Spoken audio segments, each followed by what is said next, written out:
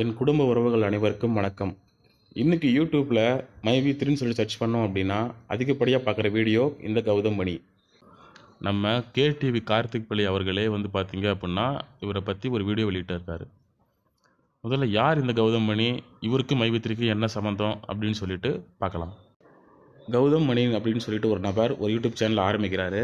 அந்த யூடியூப் சேனலுக்கு அவருடைய பேரான கௌதம் மணி அப்படின்னு சொல்லிட்டு வைக்கிறாரு.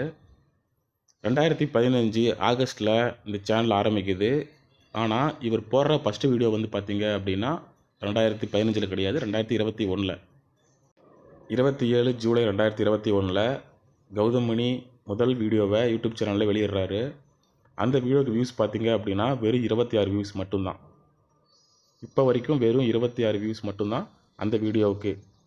அதுக்கப்புறம் தொடர்ந்து பல அவேர்னஸ் வீடியோவை அவரோட யூடியூப் சேனலில் போடுறாரு.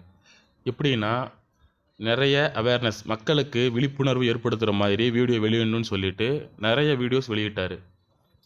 அவர் வெளியிட்ட வீடியோஸை நீங்களே பார்க்கலாம். அவர் வெளியிடுற ஒவ்வொரு வீடியோவுக்குமே வியூஸ் பார்த்தீங்க அப்படின்னா 10, 5, 6 அப்படி தான் போயிட்டு இருந்துச்சு. அப்பன்னு கிடையாது, இப்போ வரைக்குமே. அதாவது கடந்த 2 வருஷமாக அவர் வெளியிட்ட வீடியோக்களில் வியூஸ்ன்னு பார்த்தோம் அப்படின்னா அதிகபட்சமே பார்த்தீங்க அப்படின்னா 1000, 2000 மட்டும்தான். உதாரணமாக இவரோட யூடியூப் சேனலில் கடந்த 6 மாதத்துலேருந்து இன்றைக்கி வெளியிட்ட வீடியோ வரைக்கும் நம்ம பார்க்கலாம். நீங்களே பாருங்கள், ஒவ்வொரு வீடியோவுடைய வியூஸ் கவுண்டும் 76, 50, 28, 19, 5, 29, 23, 32 இப்படி தான். மாதத்துக்கு ஒரு 10 வீடியோ போடுறாரு அப்படின்னா அதிகபட்ச வியூஸே பார்த்தீங்க அப்படின்னா இவ்வளோ தான். 100 கூட தொடாது. வியூஸ் கவுண்டு 100 கூட தொடுறது கிடையாது. மக்களுக்கு விழிப்புணர்வு ஏற்படுத்தணும்னு சொல்லிட்டு மைவி3 பற்றி ஒரு வீடியோ போடுறாரு. அந்த வீடியோவுக்கு அதிக வியூஸ் கவுண்டு 2000க்கும் மேற்பட்ட மக்கள் அந்த வீடியோ பார்த்துருக்காங்க. மேலும் அவர் அதுக்கப்புறம் போட்ட மற்ற வீடியோ எதுவுமே அதிக வியூஸ் போகலை.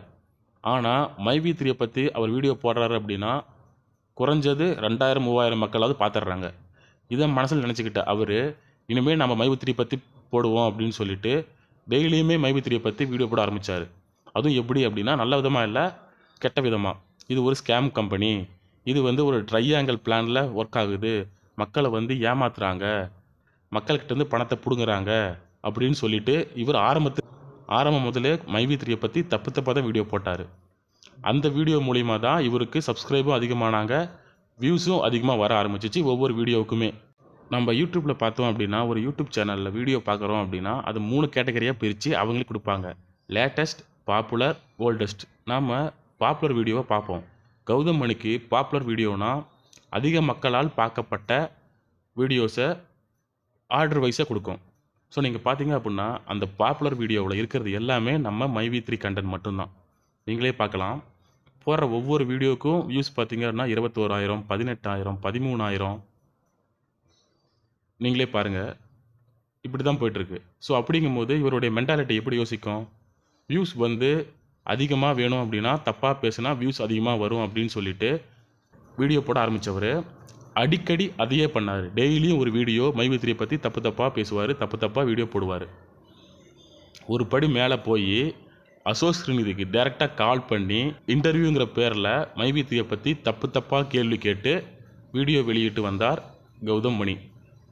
இந்த கௌதம் மணி மட்டும்தான் அவரோட யூடியூப் சேனலில் அதிக முறை அசோக் ஸ்ரீநிதி கூட ஃபோன் மூலிமா தொடர்பு கொண்டு இன்டர்வியூ எடுத்து அதை வீடியோ வெளியிட்டு அவரோட யூடியூப் சேனலில் வெளியிட்டு வந்தார். ஒரு டைம் 2 டைம் இல்லைங்க, அதிக முறை. அசோக் ஸ்ரீநிதி வெளியிடுற ஒவ்வொரு கருத்துமே பார்த்தீங்க அப்படின்னா இவரோட யூடியூப் சேனல் மூலமாக தான் வரும். அது நீங்களே பார்க்கலாம். அவருடைய ஷார்ட்ஸ் வீடியோவிலையும் சரி, அவருடைய மெயின் வீடியோவிலையும் சரி, முழுக்க மைவி3 பற்றி மட்டுமே தப்பாக பேசி வீடியோ போடுறதுல கௌதம் மணிக்கு முக்கிய பங்கு உள்ளது.